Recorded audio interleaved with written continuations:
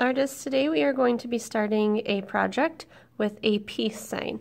The very first thing that we need to do is get our name and our code on the back of our paper. And then on the front of the paper, we're going to use a circle template to try to trace a circle shape in the center of our paper. Aim for your best to make it in the center, and you want to do this kind of lightly. So I'm going to take my pencil and lightly trace around the edge of whatever circle template we are using. Once you've traced your circle, what you're going to want to do is you're going to want to make this another circle inside, but you're not going to use a template, you're just going to sketch. And you kind of want to try to make it even all the way around the edge of your circle. And you can turn your paper as you're sketching, and I'm kind of doing thin sketch lines so that I can erase whatever I might not need. And I'm trying to just create another circle inside of the circle template that I traced, and I'm aiming for my best to make it as even as possible. And we know that it's not going to be perfect because we're not robots. Once you have the inside of your circle as best as you can go ahead and erase any of those lines that you don't need anymore. Our next step is to use a ruler, and we want to put a line down the center of our circle. So I like to try to figure out where the center of my circle is. So I can see that my circle is about 8.5 inches, so that means the middle of my circle is going to be about 4 1/4. That's going to help me know where the center of my circle is. Wherever the center of my circle is, I'm going to take my ruler and I'm going to lightly draw a line that's nice and thick. I can even make it the width of the ruler, going straight down the center of my project. Once we have the center of our peace sign, we want to try our best to get the right and left side of our peace sign as even as possible. So what I'm going to do is I'm going to use my ruler to kind of help me know about how high up I might want my peace sign to be. And that's going to help me when I'm drawing my lines so that I can try really hard to make them as even as possible. And once again, I know that we're not a robot, so it's not going to be perfect. Once you've got the outline for your peace sign, you're going to go back in and erase any of those pencil lines that are creating borders for your peace sign, because we want our peace sign to be open. So we're going to erase any pencil lines that prevent that symbol from being open. Once you have those areas erased, I want you to take a thick or a regular Sharpie and outline your peace sign as best as you can. Once your peace sign has been outlined with that thick Sharpie,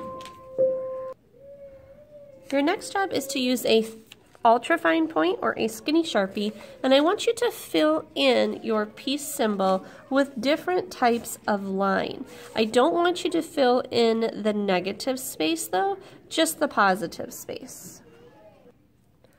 Once you've used the skinny or ultra fine point Sharpie to add some line designs, go ahead and go back in with that regular or thick point Sharpie and color a few areas in the solid black. Once you've added the darker areas of Sharpie, you're ready to add texture into your background. For this project, we're going to be using oil pastels and texture plates to create texture in the background of our project.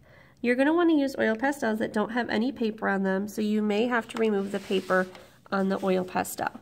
You also want a clean oil pastel. So we're going to use a piece of scrap paper or a messy mat to remove some of the mess from the oil pastel. And all you have to do is just kind of rub the oil pastel on the side and it will clean that pastel.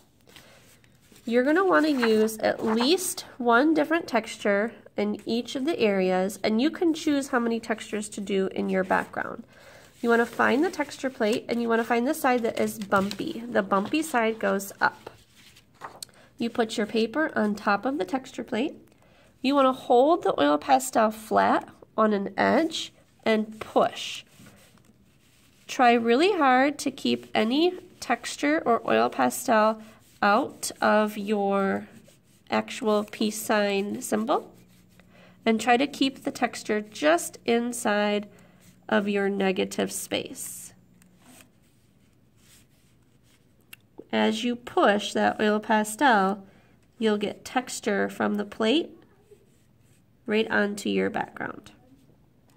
I would recommend doing a different color for each of your areas and a different texture as well.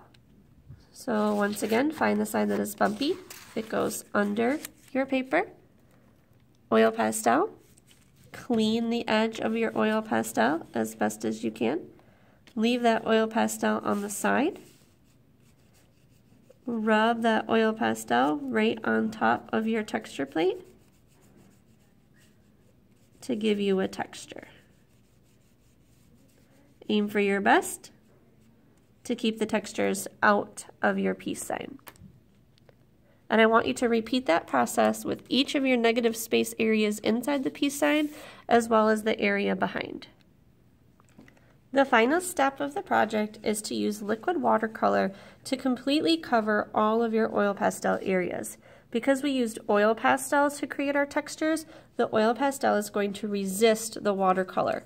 So everywhere that we put our watercolor, the watercolor will stick to the white paper, but it will resist any of the pastels that you've put down. And I would like you to stick to just one color. Aim for your best to avoid the actual peace sign symbol. So we're only adding the liquid watercolor to our background and to our negative space that is inside of the peace symbol. And you will notice that that color is resisting all of the oil pastel pieces, and it's only sitting on the part of the paper that was left white. You're going to do this to the inside of your peace sign as well. This is called oil resist because the oil pastel resists the watercolor. When you get inside of your peace sign, go nice and slow so that you can avoid getting it into the black and white areas of your peace sign.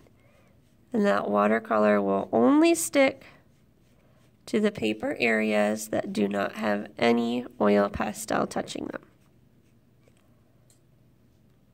If you take it nice and slow, you should be able to do this without getting any of that paint inside of your peace sign. When you're all done, you're going to want this to dry for just a little bit before you put it on the drying rack.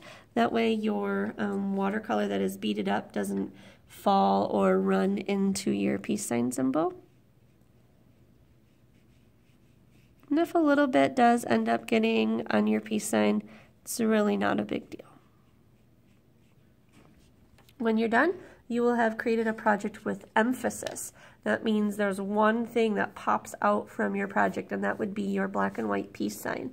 You've also created texture with our texture plates, and you have done a oil pastel resist using the oil pastels and watercolor.